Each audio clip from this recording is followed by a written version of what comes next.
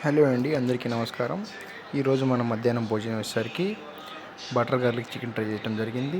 ఇది చాలా టేస్టీగా ఉంది. ముందుగా బటర్ గార్లిక్ చికెన్ టేస్ట్ చేసిన తర్వాత మనం రాగి ముద్ద విత్ చికెన్ కర్రీ ట్రై చేసామండి. రాగి ముద్ద చికెన్ కర్రీ చాలా టేస్టీగా చాలా బాగుందండి. గ్రేవీ నంచుకు తిన్నాము. రాగి ముద్దలో చాలా గీ అప్లై చేసి చాలా బాగుంది. అలాగే రాగి ముద్ద కంప్లీట్ చేసేసిన తర్వాత మనం దొన్నె బిర్యానీ తయారు చేయడం జరిగింది. ఇది గ్రీన్ కలర్లో గ్రీన్ చిల్లీ అన్ని ఆల్ స్పైసెస్ వేసేసి బాగా చక్కగా చేసామండి.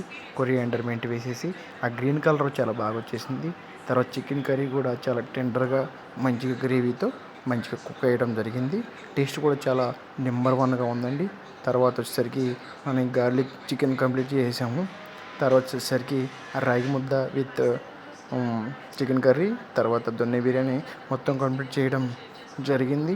అలాగే మనం మధ్యాహ్నం భోజనం తర్వాత మనం నెక్స్ట్ స్నాక్స్కి పిజ్జా తయారు చేసుకోవడం జరిగింది.